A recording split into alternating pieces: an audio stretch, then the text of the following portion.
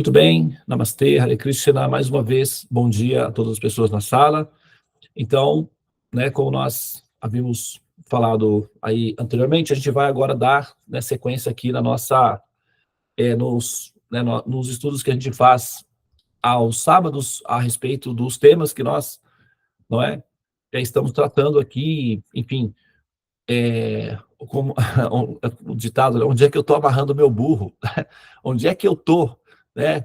Será que eu estou andando com os gaúchos cheirados? Tem uma amiga minha que é gaúcha, e às vezes quando ela está com algum problema, ela fala, eu devo estar andando com os gaúchos cheirados, porque senão não teria tantos problemas.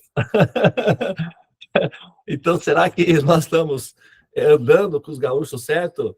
Vamos ver, né? É isso que nós estamos, justamente, essa é a nossa intenção, saber o que nós estamos fazendo, né? Entender, né, os passos que nós estamos dando, para que a gente possa, assim, mantendo esse norte bem definido, né, conscientemente, dando os passos de maneira consistente, para não haver, né, esse sentimento de frustração ou de insegurança, de incerteza, né, naquilo que nós estamos fazendo, para que, ao fazê-lo, nós fazemos com satisfação, né, e com consistência, para valer a pena fazer aquilo que fazemos, ou pensar aquilo que pensamos, agir como nós agimos, caminhar para a direção que nós caminhamos, em condições de sustentar isso de maneira confortável, tanto para nós mesmos, na intimidade, né, quando nós estamos sozinhos conosco mesmo, bem como também em público, de uma maneira que seja também racional para aqueles que, né, podem, assim, ou querem simplesmente entender aquilo que nós estamos fazendo. Aproveitando né, assim, a colocação que a Swamini fez do termo darshan, né, que é uma palavra em sânscrito, a raiz vem de drist, que significa ver ou ter uma visão, isha, novamente, né, que é o Senhor Supremo. Os árabes chamam Jesus de Ishana, e os judeus chamam ele de Yeshua, cuja raiz é no sânscrito Isha, que significa que veio de Deus, né? Então, Ishana, Ishua, ou Isha, que significa o absoluto. Então, Darshan significa visão divina, ou Darshan, ou ver a divindade, né? Compreender a divindade, ver a divindade. Então, Darshan significa uma visão transcendente da divindade. E quando acontece de, né, haver uma interação de um ser comum com a divindade, então essa interação, ela chama-se darshan, que é o que nós vimos no caso do filme, né, do Ramanujan. Então, através de alguns métodos, de alguns protocolos, que são chamados de os protocolos em si, o conjunto é chamado de sadhana, né? Sad, que vem da raiz, o sad, né, de sadhana, que também vem da raiz sat, da constituição, que é a substância primária que compõe o ente, ou o ser vivo, né? Sat, Chit, Ananda. Então, essas substâncias, essas três substâncias combinadas, formam aquilo que nós chamamos de ente existente, ou, se você preferir, alma, né? Então, a alma era composta de três substâncias, Sat, Chit, Ananda. Então, essas três substâncias combinadas formam o conceito que nós temos, que é a ideia de alma, em sânscrito, Atma, que significa o ente existente. Sat se refere à substância, que é a característica primordial do ser existir. Tudo aquilo que existe é uma substância sat. A existência em si é sat. Então, tem objetos ou entes existentes que existem, porém não sabem que existem. Por exemplo, né, eventualmente um vírus, talvez uma pedra, ok? ou até mesmo uma árvore tem uma intuição de que existe, mas não está consciente de que existe. Tá? Então existe, porém ainda o observador não está consciente de que existe. Por exemplo, o embrião, né, um feto, bebê no útero, ele existe, mas ele não está de posse do domínio do conhecimento de que existe. Ele vai tomar posse disso em breve, no futuro, mas ele já existe. Né? Então isso é sat. Tem aqueles que existem e sabem que existem, né? Estão conscientes de que existem. Isso é sat. Isso é chit. Chit significa, essa substância indica a capacidade que o ser tem de compreender que existe. Né? Isso é poder, conhecimento, autoconhecimento, entendimento, é poder. Os seres humanos são a raça predominante na natureza, na Terra, porque eles têm poder. Por que eles têm poder? Porque eles têm conhecimento. Conhecimento é poder. A capacidade de interagir com a criação, utilizando-se do poder, que é o conhecimento. Então, com o poder, você pode, né, dominar a brutalidade do mundo natural, domesticar, né, a vida natural e tornar a experiência de existir mais confortável. Então, isso chama-se Chit, que significa conhecimento da própria existência, ou poder. Então, Sat, Chit. Sat se refere a existir. Chit significa saber que existe. Entretanto, há aqueles que existem, sabem que existem, estão bem conscientes de que existem, porém, não gostam de existir, ou até pretendem deixar de existir, né? E eles elaboram diferentes maneiras para interromper o fluxo, que é o processo de existir, né? Alguns o fazem de maneira radical, abrupta, e invasiva, né? Com, por exemplo, os chamados suicídios propriamente ditos, e aqueles que o fazem de maneira gradual, para que, né, seja menos, vamos dizer assim, do ponto de vista moral, menos agressivo, como, por exemplo, vícios, né? Como o vício com tabaco, ou vícios, né, em atividades que são perigosas,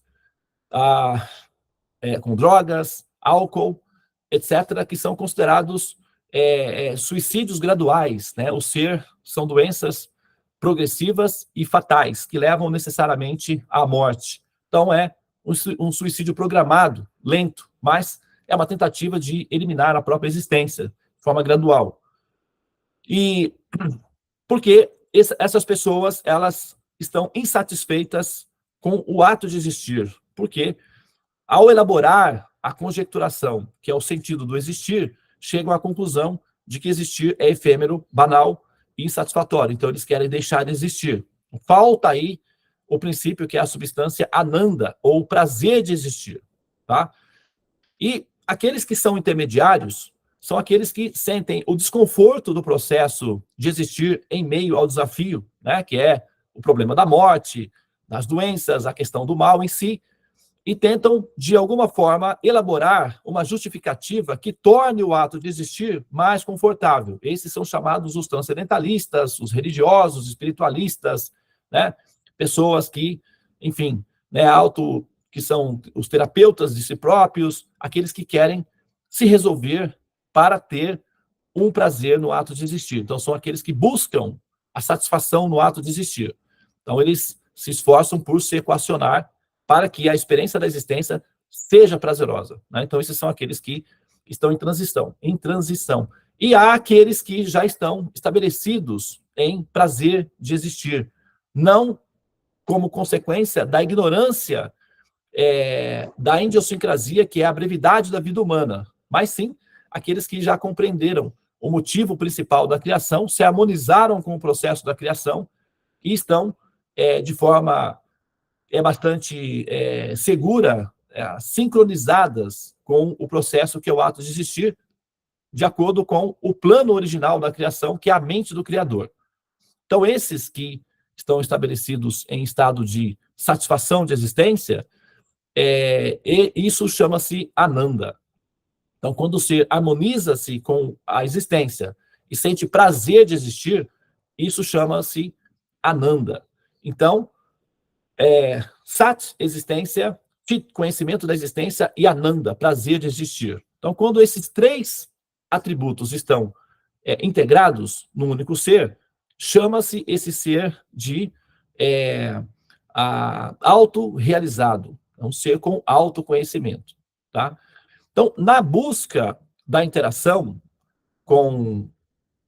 para alcançar esse efeito, nós apostamos as nossas intenções no processo que é a ligação com a divindade, né? Com a autoridade superior, enfim, Deus, os anjos, os santos, as divindades, os guias, etc., com a intenção de que isso seja, né, uma experiência que favoreça no processo do autoconhecimento, da autorrealização. Claro que uma das primeiras intenções é o alívio das aflições, mas também, né, a intenção real de realizar essa divindade. E aí é onde nós estamos no conceito do darshan, que significa uma visão da divindade. E por que essa visão da divindade? Por que essa relação orgânica, íntima ou pessoal, essa experiência direta com a divindade, seria um fator relevante no contexto ou favorável? Muito simples, porque isso eliminaria de você, né, as dúvidas, ou pelo menos a maior, o coeficiente das dúvidas que você tem acerca do caminho que você está fazendo, fica então eliminado no processo do darshan, que é a visão da divindade, tá? E a visão da divindade, ela tem 3 fases que são atribuídas de acordo com o grau daquele que pretende ter essa relação ou esse contato íntimo com a divindade. Então, esses seres, essas almas que buscam um contato com a divindade, ou quando nós falamos divindade, você pode interpretar isso como, né, a pessoa suprema, né, Deus, ou aqueles que, né, assim, já têm uma certa familiaridade com Krishna, pode pensar diretamente na pessoa Krishna, sabe? E aí você vai fazer a sua metabolização aí de acordo com a sua estrutura pessoal, tá? Porém, existem sempre 3 classes de observadores da divindade: o kanishta, o madhyama e o tama. O kanishta é o iniciante, né? É o calouro, o amador. São aqueles que fazem isso baseados nas suas emoções pessoais, né? Na sua força de emoção pessoal. Não são muito bem fundamentados racionalmente, eles não conseguem explicar racionalmente, né, os sentimentos, né, a experiência mística, eles são muito mais voltados para a questão das emoções. Então, eles se fundamentam nas emoções. Esses são chamados kanistas, ou iniciantes. Há aqueles que são madhyamas, que são aqueles que sentem as emoções e que também conseguem postular conceitos que justifiquem essas emoções, né? Conseguem racionalizar esse fenômeno e conseguem sustentar com argumentos e palavras bem fundamentadas essa experiência mística com a divindade. Então, esses são chamados os madhyamas. São aqueles que sentem as emoções e têm condições filosóficas ou teológicas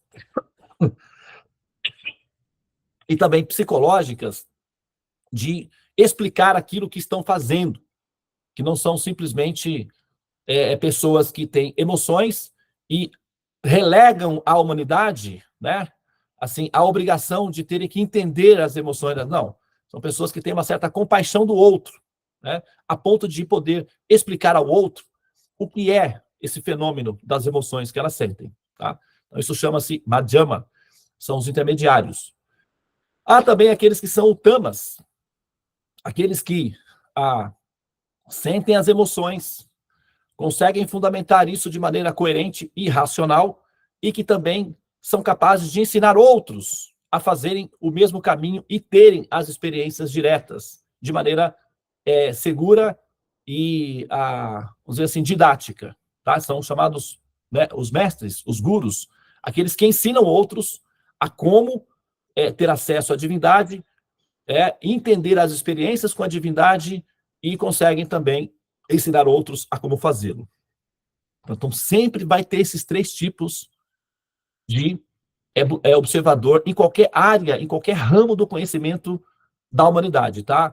Pode ser sabe, nas ciências naturais, pode ser, né, no esporte e também na metafísica. É assim que funciona. Em todas as esferas, em todos os âmbitos, você vai encontrar esses 3 níveis de jogadores ou de observadores no campo, tá bem? Muito bem. Então, no conceito de darshan, né, que é a busca da observação da divindade, a experiência mais próxima com a divindade faz com que as suas dúvidas sejam eliminadas ou diminuídas ou até, né, assim, superadas. Isso produz segurança, conforto, realização, sustentação. Isso produz capacidade de resiliência, de adaptação diante das dificuldades da vida e uma observação maior de índice mais predominante de experiências de satisfação de existir, ou seja, de felicidade, Ananda. Então, paz. E paz não é possível sem autocontrole, sem controle mental. É preciso que o ser tenha uma capacidade de controle das emoções, uma capacidade de controle. Isso não significa que você não possa eventualmente, sabe, assim, ter algum rompante emocional, não quer dizer que você vai ficar sem esses momentos, né, normais dos seres humanos, só significa que você é mais adaptado à resiliência, à readaptação. Então você retorna com mais facilidade ao seu estado natural, que é o autocontrole.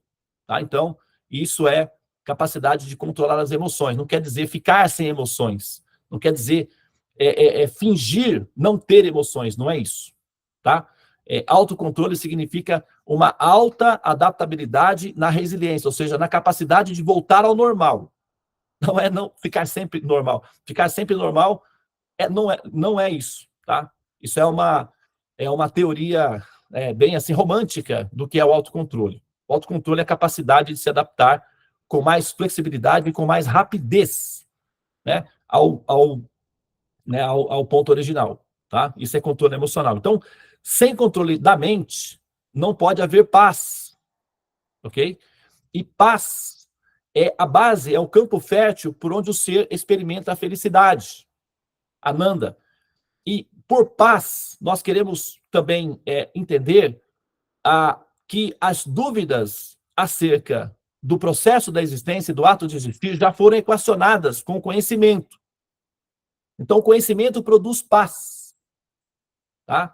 Porque com o conhecimento você tira do coração e da mente as dúvidas que te impedem de experimentar satisfação daquilo que você faz do ponto de vista metafísico e também te impedem de ter uma relação mais próxima com a experiência mística com a divindade, que é o chamado darshan, que vai permitir com que você tenha mais o que se chama experiência de fé, né? Fortalecer aí a sua fé, não apenas do ponto de vista emocional, mas também do ponto de vista conceitual, que é o conhecimento que produz esse estado de paz. Então, autocontrole mental, paz como consequência do conhecimento e, então, imersão, né, na felicidade. Então, são 3 passos que são observados aí, os protocolos que são oferecidos pelos sábios védicos para nós termos acesso à parte interna da experiência com a divindade, tá? Então, o sadhana, que vem, né, como eu estava falando aí, como comecei essa dissertação com a explicação do sadhana, o sadhana é o primeiro passo para aquele que realmente tem, né, uma intenção profissional, vamos colocar dessa forma, que é uma intenção consciente de ter uma realização ou uma percepção direta da divindade, que não é apenas um laboratório de religião. Quando você entra para uma religião, quando você entra para um grupo espiritualista, etc., isso é terapia de grupo. É gostoso, é bom, fortalece, você aprende coisas novas, etc., mas ainda é uma terapia de grupo. Tá? Agora, quando você conscientemente, tá, se utiliza desses conhecimentos com objetivo, sabe, com um objetivo bem definido de interagir com a divindade, então isso é outra coisa. Isso é uma ciência de autoconhecimento, de autorrealização. Tá? Isso transcende a religião. A religião, por si só, é uma terapia de grupo. E aí você vai se encontrar com a sua tribo, que vai falar mais ou menos as mesmas linguagens, vão ter mais ou menos os mesmos códigos, os preconceitos característicos das tribos, e você vai ficar feliz aí, tá? E você vai se acomodar por aí, e aí você vai ficar. Agora, tá? A experiência direta com a divindade requer que você pressione os conhecimentos para que eles funcionem. Tá? Então, se não houver uma pressão sobre os conhecimentos para verificação do quanto eles funcionam, por dois motivos, ou por medo de que eles não funcionem, ou por preguiça, né, que dá um pouco de trabalho de colocar os conhecimentos para funcionar. Então, das duas razões. As pessoas muitas vezes têm medo de pressionar o conhecimento e eles se demonstrarem insuficientes e eles terem que fazer uma revisão da fé. E aí, o receio de perder uma segurança primária, aquela que é produzida pelo conforto da terapia de grupo, que é a religião, vai ser, eventualmente, né, assim, abalada. Então, a pessoa não quer passar por esse desconforto, porque a coisa toda é muito complicada, então, se ela consegue uma satisfação ali, já é o suficiente, e assim a vida vai, e assim a vida segue. Então, nesse caso, o ser não está realmente jogando o jogo para vencer o jogo ou para alcançar níveis mais, né, mais bem definidos do jogo. Ela está apenas querendo, né, assim, se manter, né, sobreviver. E funciona. Em muitos casos, a maioria dos casos funciona bem assim, tá? Porém, ainda não produz a experiência direta com a divindade e o ser vive fazendo a manutenção, a chamada manutenção da fé, né? Como aqueles, né, mágicos que ficam rodando o prato constantemente. Então, a pessoa tem que permanecer aí a vida toda lutando para manter a fé. É um grande trabalho. Falta a compreensão. Ela precisa de fazer a manutenção da fé. Ok? Agora, há também, tá, o caso daquelas pessoas que não apenas praticam uma religião, um sistema de religião em si, mas querem compreender o que estão fazendo e querem, né, conhecer ou saber a consistência final daquilo que elas estão fazendo. E aí essas pessoas é que vão então fazer, né, as experiências com, ok? Com a divindade. Então, o sadhana tem a função de preparar o ser inicialmente para ter condições reais de fazer esse investimento ou dar esse passo. Então, o sadhana vai calibrar o ser para que ele tenha estabilidade. Como nós vivemos na Terra, a Terra tem uma lua, que é bifásica, e essa lua influencia a psique dos seres humanos. Então, os seres humanos são relativamente bipolares. Há aqueles que são cronicamente bipolares. Esses daí surtam com facilidade, normalmente são evitados, né? Ou são tratados com remédios. Mas todos os seres humanos são bipolares. O que acontece é que a maioria de nós consegue fazer a administração dessa bipolaridade de uma maneira que seja socialmente tolerável, né? E aí a gente consegue conviver aparentemente como pessoas normais. Mas a coisa está lá, né? Sobe e desce assim, e a luta continua. Entretanto, o sadhana faz com que essa luta, para que haja uma estabilização, se dê de uma maneira automática, sem a necessidade de que o ser tenha que conscientemente fazer essa luta interna. O próprio sadhana já produz essa calibragem, essa calibração interna. Então, o que acontece? A pessoa fica mais emocionalmente estável. E, devido a isso, ela também consegue, assim, ter uma qualidade de vida melhor. Só um minutinho, pessoal, deixa eu colocar aqui, ok? Pedindo aqui alimentação com bateria. Opa, um segundinho, pessoal. Vou fechar aqui a câmera para...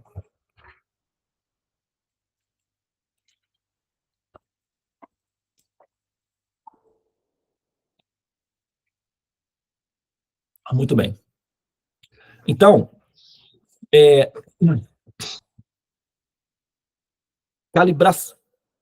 a calibragem do estado psicológico e na sequência, o cultivo de conhecimento, que é a estabilidade da inteligência, fortalecer a inteligência.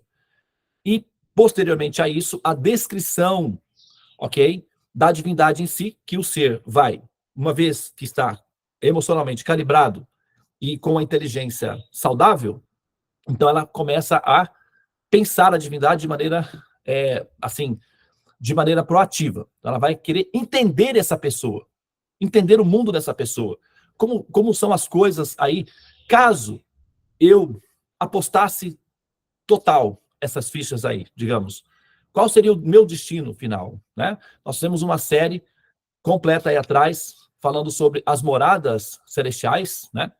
A descrição de como são as moradas celestiais.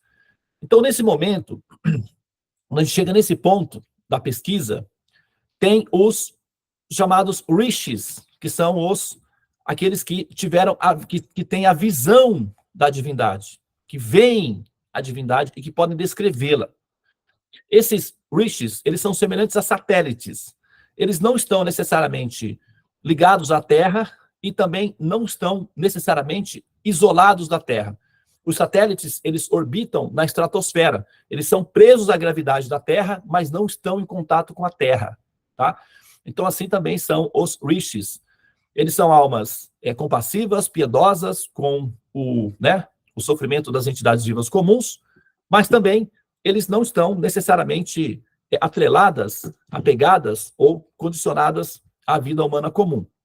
Então, esses rishis, eles se dedicam plenamente ao ato de conquistar a pessoa suprema. Então, eles são amigos do Supremo. E esses seres que são amigos do Supremo, eles conseguem, então, visualizar essa pessoa suprema, não apenas visualizá-la, mas também eles aprendem a como é conviver com essa pessoa suprema, tá? Não tem um ditado que diz que entre amigos não há segredo, tá? Entre amigos não há segredo. Então, aqueles que já estão imersos na divindade também são capazes de descrever essa divindade. Essa história de que o ser tem contato com o absoluto, mas não pode descrever com palavras, porque não há palavras para descrever, isso é tá, tudo bem, funciona, tá, num certo nível, mas não é uma tese muito consistente, porque isso não é verdade no sentido absoluto. Ela é verdade no sentido relativo. Ela é verdade até no ponto em que a pessoa não tem uma experiência completa com a divindade. Aí ela não consegue descrever, porque a experiência é incompleta e ela não tem recursos suficientes para fazer uma descrição. Mas não necessariamente que a divindade é indescritível. Tá? Não é assim que funciona, não. Tá bom?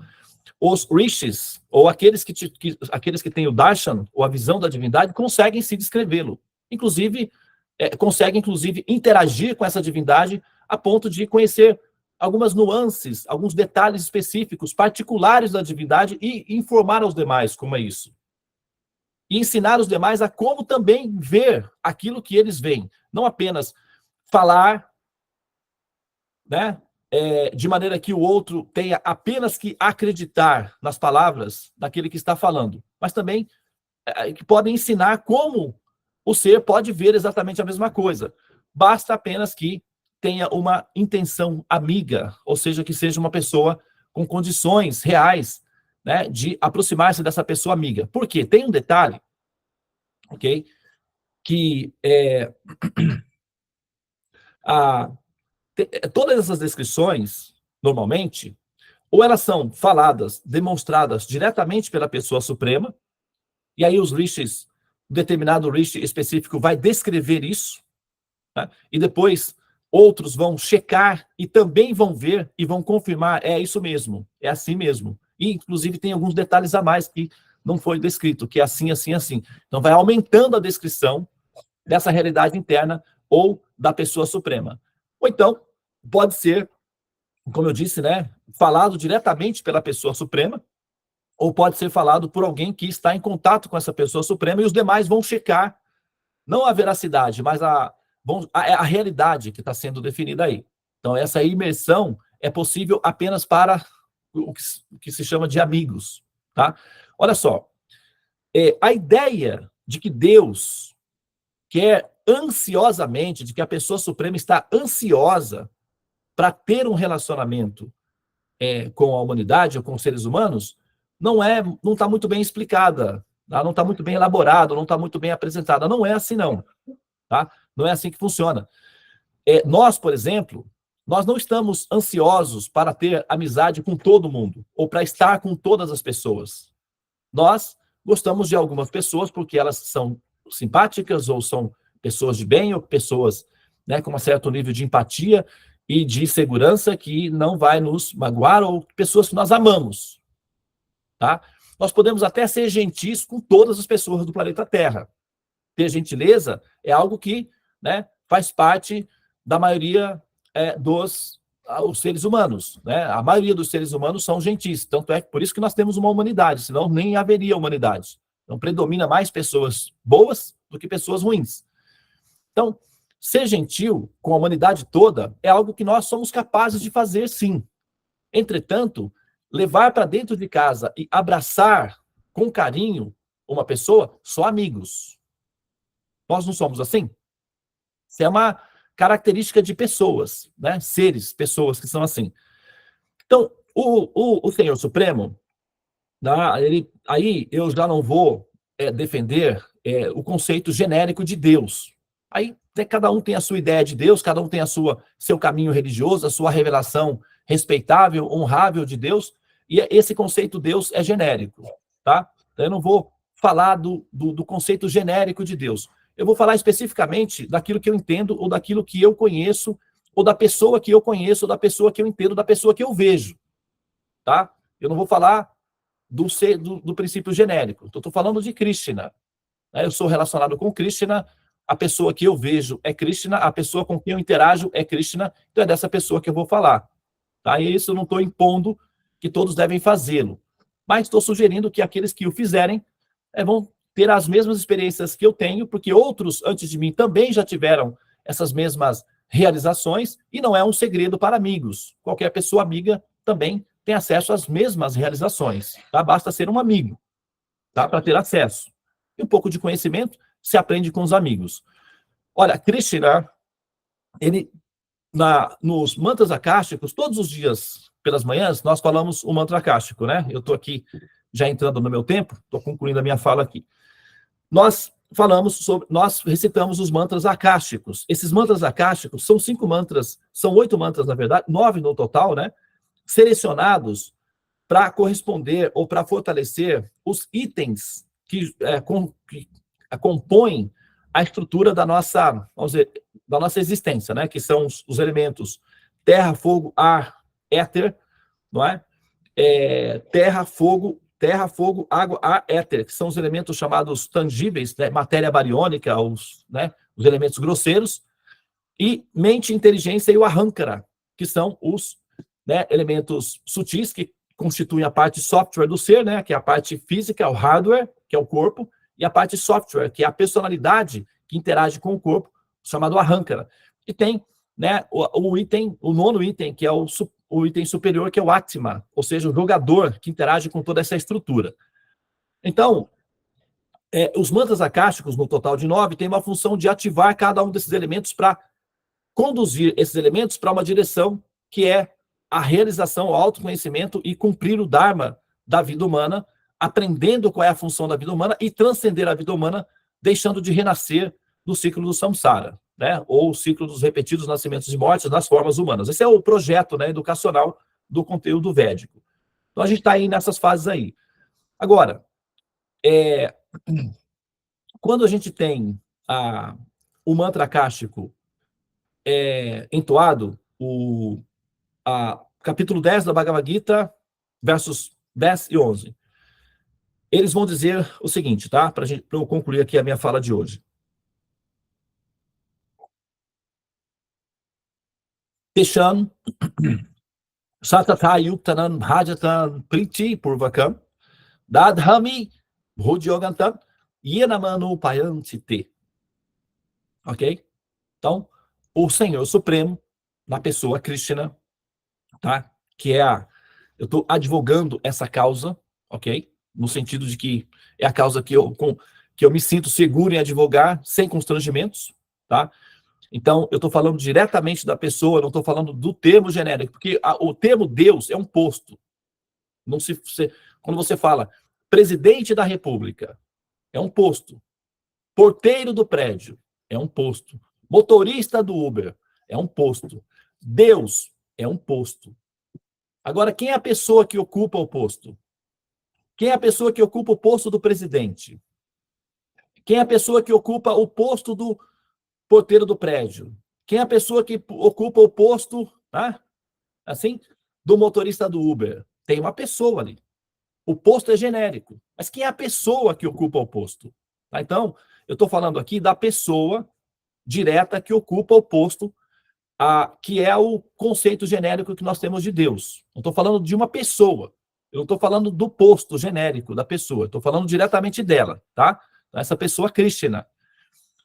E se você quiser entender como é que nós fundamentamos essa pessoa Krishna como sendo a pessoa suprema, aí, né, assim você vai acompanhando os nossos diálogos, você vai aos poucos aprendendo como isso funciona. Mas a princípio, né, é o que eu estou dizendo aí, tá? Depois você pode checar se isso procede, se tem veracidade, né, ou é coerente ou não. Por enquanto, né, vamos colocar dessa forma para viabilizar aqui o entendimento do assunto. Então, Krishna, ele vai dizer o seguinte, Teshanto Satata Yogtanan, são palavras de Krishna. Ele vai dizer da seguinte maneira, eu vou fazer aqui uma interpretação, né? Ele vai dizer o seguinte, eu sei, eu entendo a dificuldade que você tem de me compreender. Eu sei que não é fácil. Compreender uma pessoa como eu não é tão simples assim. Entretanto, a vantagem de ser Deus é ter recursos ilimitados, o que permite com que eu torne essa dificuldade superada. Eu tenho condições de facilitar para que essa dificuldade não seja um obstáculo intransponível. Eu posso resolver esse problema. Eu sei que você tem um grande problema. Me compreender não é simples. Esse é um problema que você tem devido à capacidade de armazenamento de dados ou de processamento de informações. Tá? Então, eu sei que você tem dificuldades, mas essa dificuldade não é minha. Eu não tenho essa dificuldade. Essa dificuldade é apenas sua. Então, se eu quiser que você me compreenda, o problema fica resolvido. Porque eu tenho condições, recursos, tecnologia de facilitar com que você me compreenda. Tá? Então, é isso que ele está falando, basicamente, nesse verso. A tradução do verso é a seguinte: para aqueles que se aproximam de mim, ou aqueles que tentam me conhecer, aqueles que tentam sinceramente me conhecer, me compreender, e que são amigos, são gentis, não são invejosos com as outras entidades vivas, que são compassivas com o progresso espiritual dos demais, que são benevolentes, altruístas, sensíveis, inclusivistas, esses que querem muito me conhecer, mas, diante da imensa dificuldade de conhecer o infinito, eu darei a elas a inteligência pela qual elas poderão me compreender, a compreensão pela qual elas poderão me compreender, e não apenas me compreender, porque aqueles que me compreendem se encantam com a minha existência e acabam me amando. E o resultado consequente desses seres que me amam é que a força do amor deles laça o meu coração, fazendo com que eu também os ame, de tal forma que eu sinto vontade de entregar a eles todos os meus tesouros, toda a minha existência, todos os meus mundos, inclusive a mim próprio. Então, esse ser passa a ser senhor do meu coração, porque o amor controla aquele que é amado, devido à força do amor.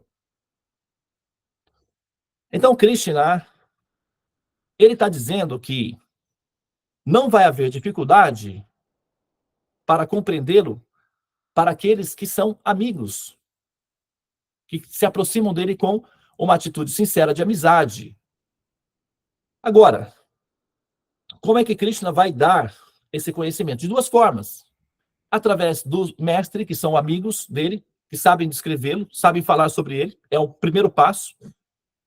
Se esses amigos dele não conseguirem, ele o fará pessoalmente, diretamente. E aí você terá a informação direta dele. Caso os amigos dele não consigam explicá-lo, ele pessoalmente o fará. Mas você não ficará sem entendimento. Entretanto, como entre amigos não há segredos, se você tiver a boa fortuna de conhecer um amigo de Krishna, ou alguém que tenha amor por Krishna, você saberá de tudo sobre ele, sem necessariamente ter que ir diretamente a ele. Você até pode ir posteriormente a ele, porque você vai querer isso, naturalmente. Mas, na primeira instância, os amigos de Krishna já conseguem descrevê-lo plenamente para você. Entre amigos não há segredo. Então, não é um teatro, um esforço de religião, não é um laboratório de religião. É uma realização, é uma compreensão. É diferente de religião. Tá? E os amigos de Krishna também podem ensinar você a como conquistar Krishna.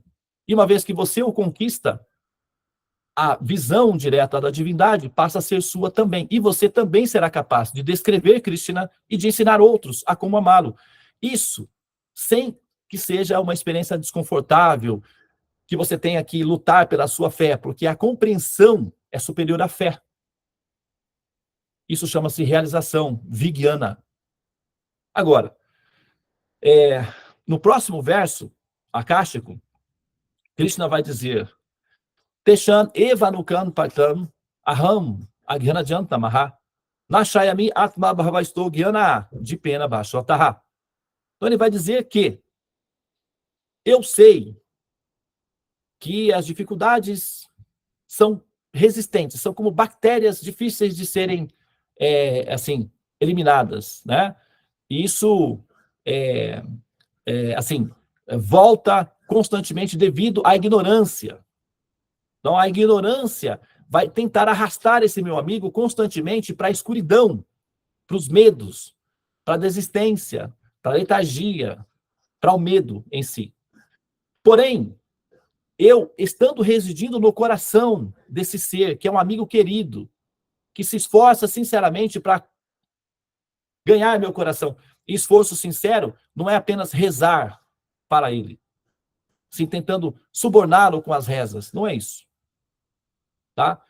O esforço sincero significa se interessar por ele, querer aprender sobre ele, querer conhecê-lo, ou aprender com aqueles que o conhecem, dedicar-se a esse conhecimento. Rezar para Deus é uma instância que funciona para aquele que reza no sentido de uma terapia, mas não necessariamente que a pessoa, né, aí eu estou falando de Krishna, necessita que as pessoas rezem para ele, porque ele não tem essa função de se alimentar das orações das pessoas. Ele ouve por compaixão delas, não que ele necessite das orações. As orações é uma terapia para o ser que ora, não necessariamente para a pessoa suprema, que já é autorrealizada.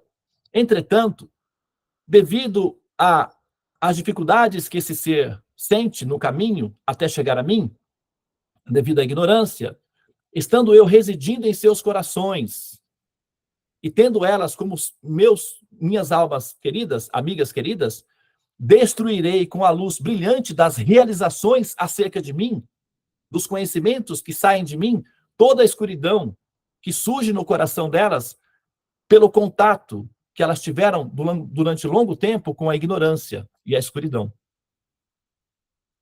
Tá? Então, nós temos aí uma afirmação que nós vamos, então, verificar, checar, para ver a realização delas. Se de fato essas informações procederem e ele será realmente predisposto ou presente no ato de eliminar toda a escuridão da ignorância, então as suas dúvidas acerca da pessoa suprema desaparecem. E uma vez que desaparecem, você tem realização direta da pessoa. A partir daí, as inter-relações de intimidades de amor, ou de conhecimentos amorosos, ou de ligações amorosas, são chamadas lilas, que é a fase final do curso da autorrealização, chamado Bhakti Yoga, que é o que nós praticamos aqui. A sala dos mantras é a parte preliminar, iniciante, que é a fase em que nós estamos aprendendo a calibrar as nossas emoções, estabilizando as nossas emoções e nos nutrindo com conhecimento para fortalecer a nossa inteligência. É a fase inicial. Bhakti, a fase inicial de Bhakti chama-se Sadhana. E a fase final chama-se Prema, que significa êxtase de amor, ou imersão absoluta em Ananda. Então, aqueles que querem chegar nessa fase final, não precisa ser um ser sobrenatural, super-humano, super especial. basta ser sincero e desejar profundo, né? Como disse o nosso amigo lá, o Raulzito. Basta ser sincero e desejar profundo, ok? Porém, é preciso de um pouco de conhecimento, tá? É por isso que nós tomamos o seu tempo aos sábados, pelas manhãs, para nutri-los de informação que vai dar consistência para que vocês consigam fazer o que estão fazendo de maneira racional, consciente, não meramente emocional ou religiosa meramente. A religião é boa, é gostosa. Praticar a religião é uma delícia. Assim, pessoas são super felizes praticando as suas religiões, mas é uma terapia de grupo. Quando elas vão para casa, sozinhas, depois que os momentos de felicidade se dão durante os processos de cultos e rituais, a vida continua individualmente. E como é que é? Sozinho, nos momentos da intimidade. Tá? Então, a paz, a felicidade tem que ser uma experiência contínua. Não pode ser apenas durante as terapias de grupo ou os rituais, né? Que nós participamos das religiões. É preciso conhecimento para ver sustentabilidade. Por isso é que nós fazemos o que fazemos, tá? Gotas védicas e aos sábados de manhã. Nós prendemos vocês aí para oferecer, tá? Aí os frutos que nós colhemos, tá? No jardim do Éden, que é o amor puro pela pessoa suprema, ou o amor puro por Krishna. E claro que você também, né, como eu disse, para finalizar então agora a minha fala, você também terá acesso a todos os recursos que você vai precisar para experimentar esse prema. Só então você poderá decidir se é bom ou não. Né? Mas é preciso experimentar. E isso não é tão difícil, desde que você tenha boa vontade de aprender a como fazê-lo. Tá? Nós estamos ensinando os passo a passo. Bem? Muito bem. Então, é isso, tá? Eu acho que com essa aula de hoje nós finalmente, né, concluímos a série das moradas transcendentais e de como é que nós temos a compreensão dessas moradas transcendentais, né, entre amigos. Não há segredo, então essas moradas são reveladas aos amigos e os amigos, né, assim, revelam para os amigos. Então é muito importante ter amigos. Amigo é coisa para se guardar, né, como já foi dito lá pelo nosso querido. Tem mineiro aí na sala, tem a Cristina, mineira, tem os mineirinhos aí, né? O Milton Nascimento é mineiro. Amigo é coisa para se guardar, né, do lado esquerdo do peito, com 7 chaves, proteger ali, porque eventualmente os amigos nos dão força para viver a vida de maneira feliz, ok? E os amigos de Krishna são muito raros, especiais, e se você tem um, guarde-o, tá? Bem guardado no lado esquerdo do peito, ok? Namastê, Hare Krishna, Krishna Krishna, Hare Hare, Hare Rama, Rama Rama, Hare Hare. Ó energia suprema, amor divina, ó Mahamantra, auspicioso, libertador do ser, desperta-me, eleva-me, envolve-me, protege-me. Hare Krishna, Hare Om, Shanti Namaste, Om Tat Sat.